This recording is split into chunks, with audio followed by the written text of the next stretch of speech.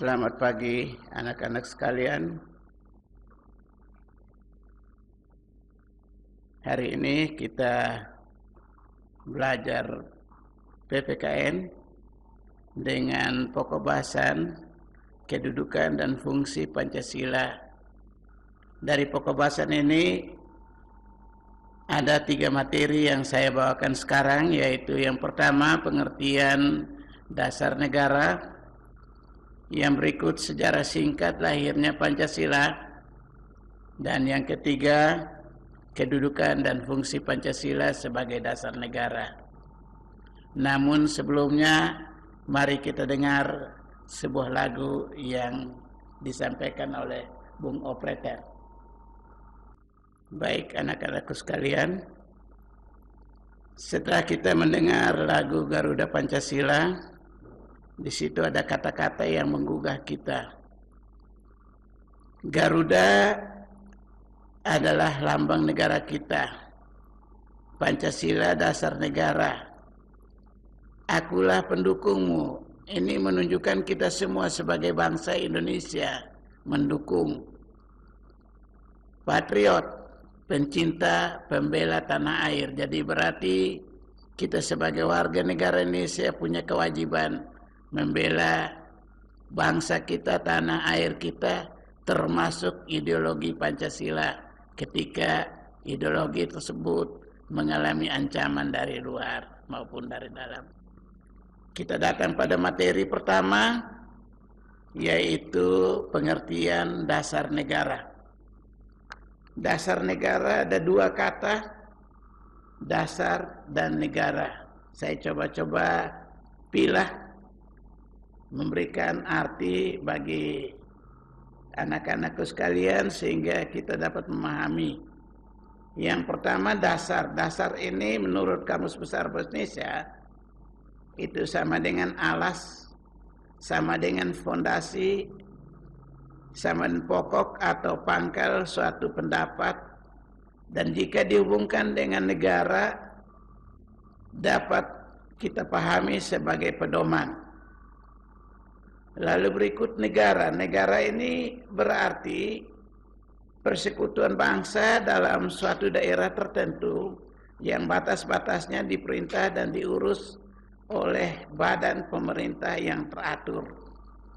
Berbicara tentang negara ini banyak ahli punya pendapat.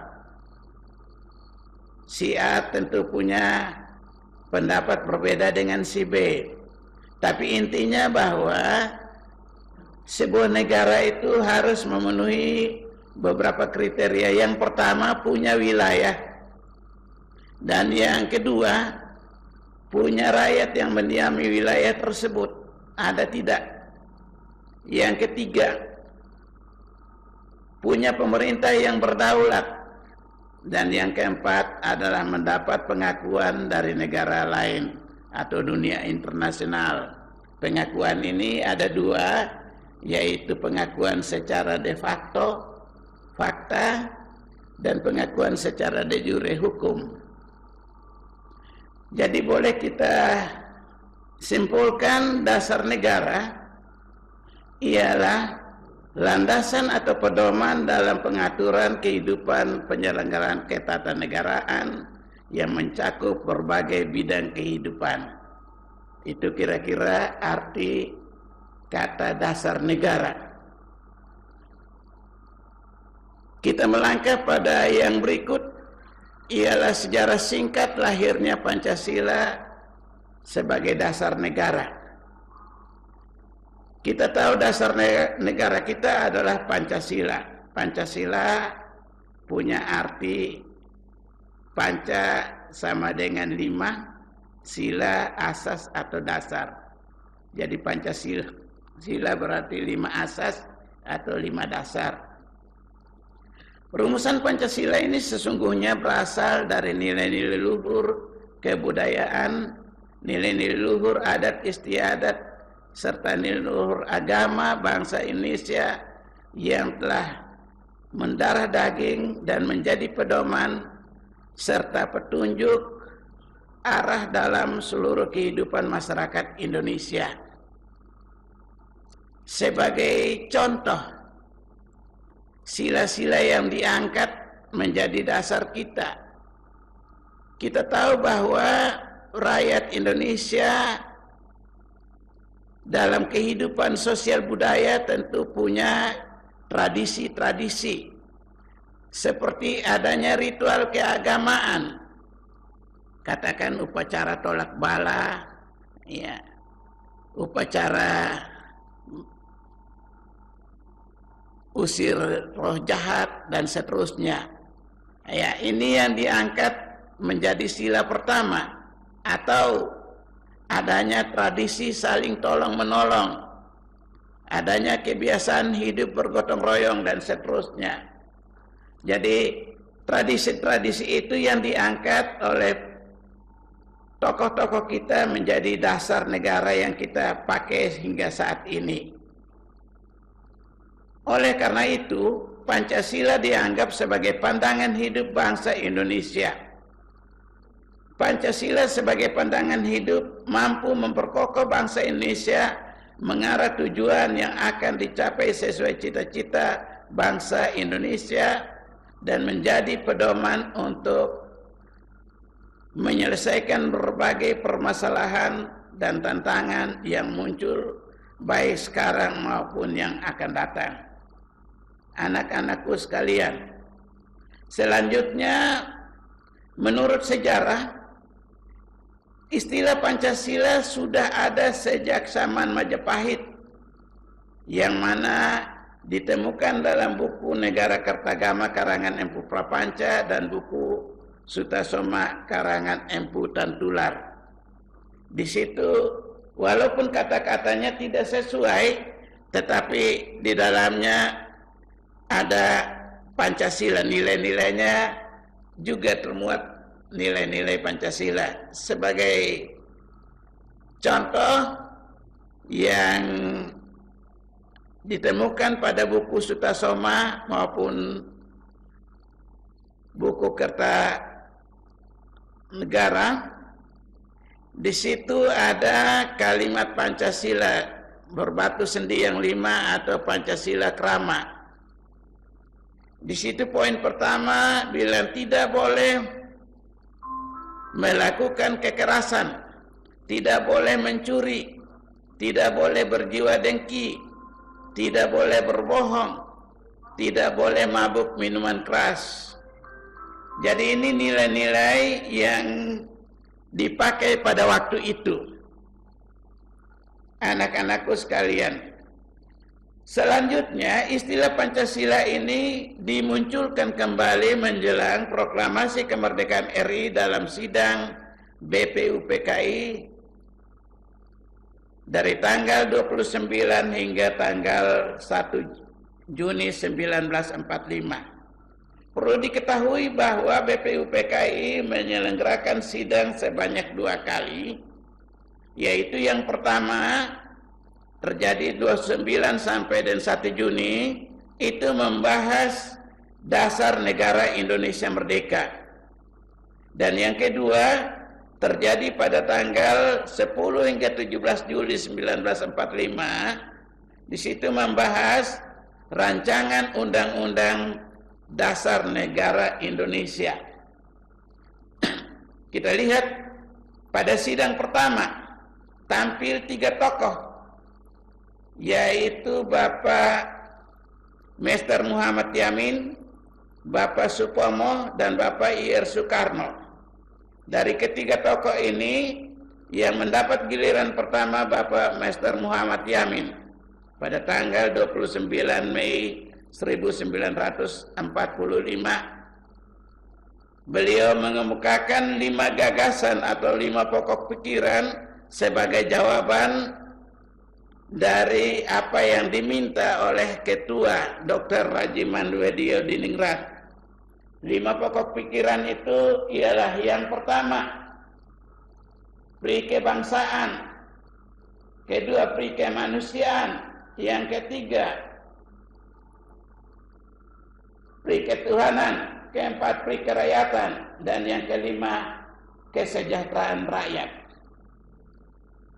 Selanjutnya pada tanggal 31 gilirannya Bapak Supomo.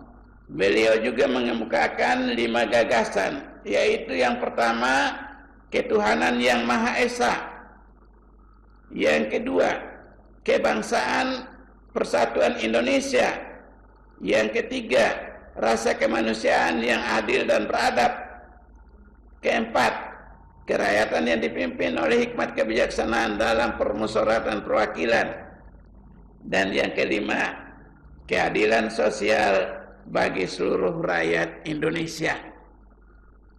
Lalu pada tanggal 1 Juni gilirannya Bapak Ir Soekarno. Beliau juga mengemukakan 5 pokok pikiran, yaitu yang pertama, kebangsaan Indonesia. Yang kedua, internasionalisme atau perikemanusiaan. Ketiga, mufakat atau demokrasi. Keempat, kesejahteraan sosial. Dan yang kelima, ketuhanan yang Maha Esa. Dari kelima pokok pikiran yang disampaikan itu oleh beliau diberi nama Pancasila.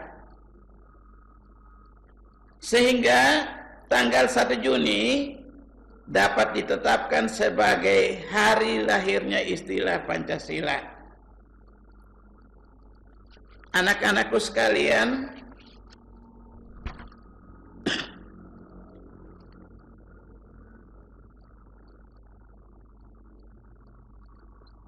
selanjutnya pada tanggal 18 Agustus 1945 itu ada terjadi sebuah peristiwa, yaitu peristiwa pengesahan rancangan undang-undang dasar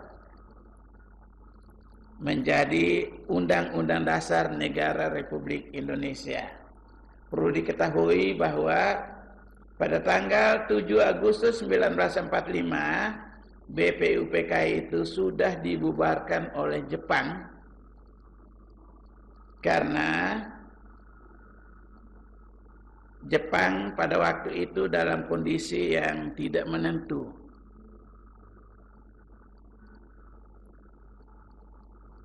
BPUPKI ini beranggotakan 62 orang. Lalu sebagai pengganti pada waktu itu dibentuklah satu badan yang namanya PPKI yang diketuai oleh Bapak Ir Soekarno dan Deres Muhammad Hatta sebagai wakilnya. Beranggotakan 21 orang. Itu anggota dari PPKI. Lalu PPKI yang akan mensahkan rancangan undang-undang menjadi Undang-Undang Dasar Negara Republik Indonesia. Tetapi perlu diketahui bahwa seusai sidang tanggal 1 Juni 1945 itu ada satu tugas yang diberikan oleh Ketua BPUPKI Dr. Haji Manwediyudingrat. Ia menugaskan kepada 9 anggota yang diketuai oleh Bapak Ir Soekarno untuk menggodok kembali segala usulan yang masuk pada tanggal 29 hingga tanggal 1 Juni 1945. Dan ke-9 orang ini karena terdiri 9 orang, maka ke-9 orang ini menamakan kelompok mereka adalah Panitia 9. Dan Panitia 9 ini berhasil membuat satu rumusan yang penandatangannya bertepatan dengan hari lahirnya kota Jakarta, sehingga naskah itu atau piagam itu diberi nama Piagam Jakarta. Yang mana pada Piagam Jakarta itu ada poin pertama, itu dikatakan ketuhanan dengan kewajiban menjalankan syariat Islam bagi pemeluk-pemeluknya. Baik, saya kembali lagi bahwa sebelum pengesahan tanggal 18 Agustus 1945 datanglah perwakilan dari Indonesia Timur. Ya, mereka datang lalu mereka pertanyakan, apakah sebuah konstitusi hanya mengatur sekelompok orang saja? Saat itu Bapak Muhammad Hatta lalu sadar, akhirnya beliau manggil beberapa kiai untuk minta pikiran. Ternyata para kiai ini sepakat untuk menggantikan kata-kata itu, ada 7 kata. Jadi ketuhanan dengan kewajiban menjalankan syariat Islam itu diganti dengan kata ketuhanan yang Maha Esa. Sehingga pada tanggal 18 Agustus itu rancangan itu dapat disahkan, yang di dalamnya terdapat naskah Pancasila sebagai dasar negara. Jadi naskah Pancasila sebagai dasar negara itu hanya terdapat pada pembukaan Undang-Undang Dasar 1945. Yaitu sehingga perlu kita ketahui tidak di tempat lain. Pada pembukaan UUD 45 alinea keempat, di situ terdapat naskah Pancasila sebagai dasar negara. Itu yang kedua. Kita pindah yang ketiga.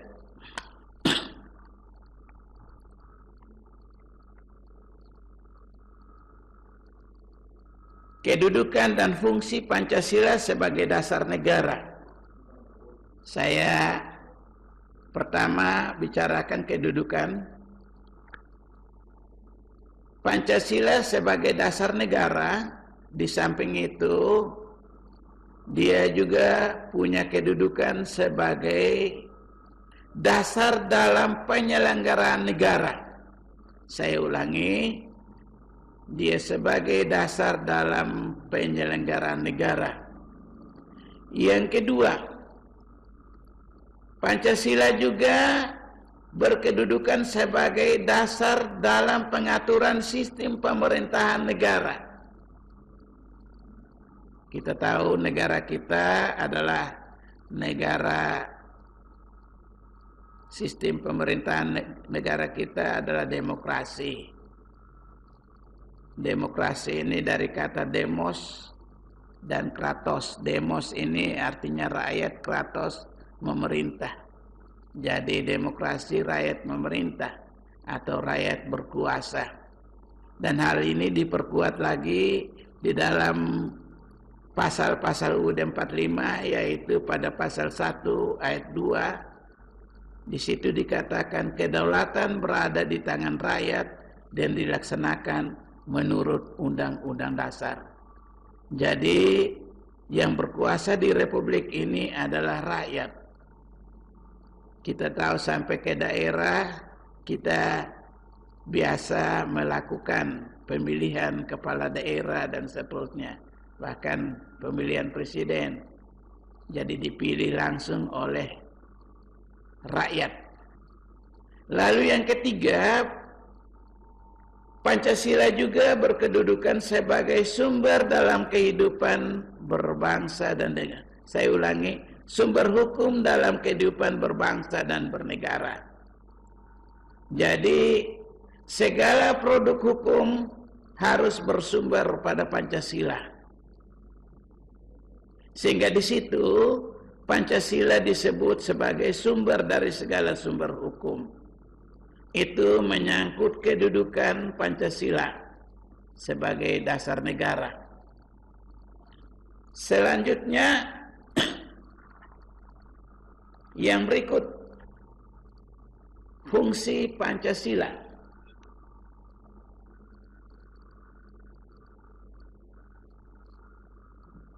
Yang pertama,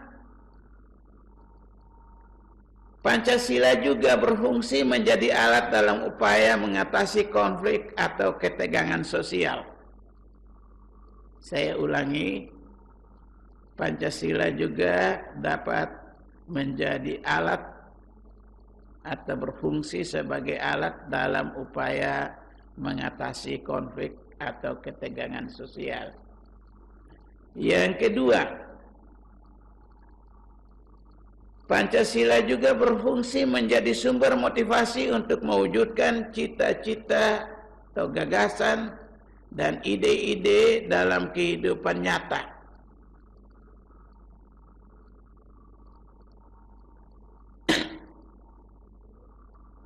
Yang ketiga, Pancasila juga berfungsi menjadi sumber semangat untuk mewujudkan nilai-nilai yang termuat dalam Pancasila itu sendiri.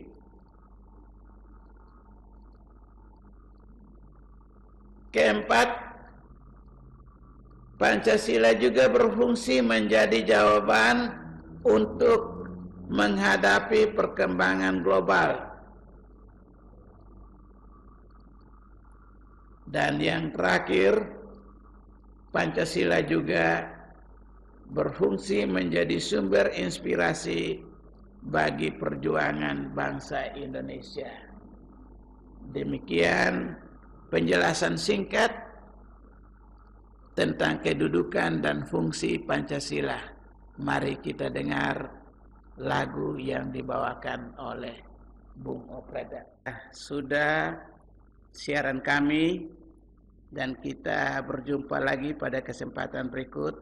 Tetapi ingat, semua tugas yang sudah diberikan oleh kami tolong diselesaikan dan dikumpulkan. Setiap kelas baru ya di bawah 10 yang kumpul. Sehingga diharapkan sangat tolong diselesaikan dalam kesempatan ini. Terima kasih. Dirgahayu.